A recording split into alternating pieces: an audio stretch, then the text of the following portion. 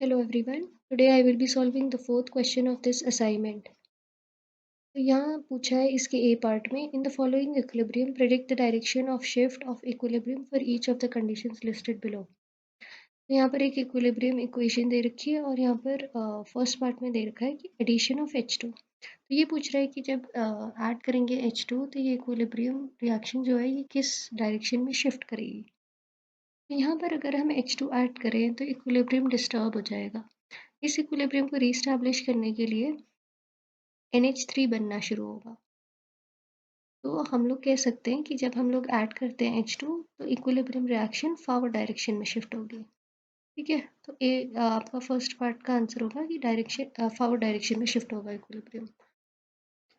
इसका second part है increased pressure. तो जब हम इस इक्वेशन को देखते हैं तो यहाँ पर हम देख रहे हैं कि 4 मोल्स जो हैं वो 2 मोल्स में कन्वर्ट हो रहा है.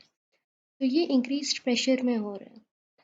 तो अगर हम लोग इंक्रीज करते हैं प्रेशर तो हम लोग कह सकते हैं कि ये इक्विलिब्रियम कहाँ शिफ्ट होगा, फॉरवर्ड डायरेक्शन में.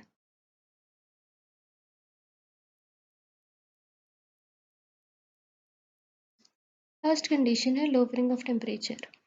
तो इस इक्वेशन को देखें तो हम लोग देख रहे हैं यहाँ पर हीट एनर्जी रिलीज हो रही है और हीट एनर्जी कौन से रिएक्शंस में रिलीज होती है, एक्सोथर्मिक रिएक्शन में.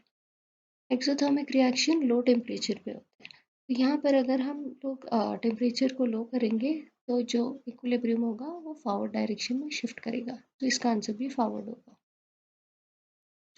अब इसका बी पार्ट देखते हैं. Define degree of ionisation of a weak electrolyte and discuss the factors affecting it.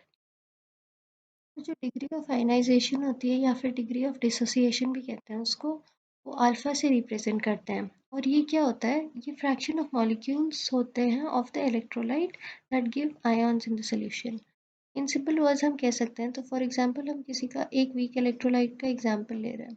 ठीक है, डिग्री ऑफ डिसोसिएशन होता है क्या है कि जब हम इस CH3COOH को किसी सोल्यूशन में डिसॉल्व करें, ये किस एक्सटेंट को ब्रेक करेगा, किस एक्सटेंट को ब्रेक करके अपने आयॉन्स बनाएगा, उसको हम लोग डिग्री ऑफ डिसोसिएशन कहते हैं. तो जैसे ज़रूरी नहीं है कि ये CH3COOH पूरा ब्रेक हो जाए जब हम सोल्यूशन में डालें, क्योंकि अपने आयॉन्स में ब्रेक हो जाए मेरा मतलब है. जैसे CH3COOH किसमें ब्रेक होगा, CH3CO माइनस NH प्लस में. तो ज़रूरी नहीं है कि सारा CH3COH ब्रेक हो, कुछ ही ब्रेक होगा क्योंकि ये एक वीक इलेक्ट्रोलाइट है. और जिस एक्सटेंट को वो ब्रेक कर होगा उसको हम लोग उसकी डिग्री ऑफ आयनाइजेशन कहते हैं या फिर डिग्री ऑफ डिसोसिएशन.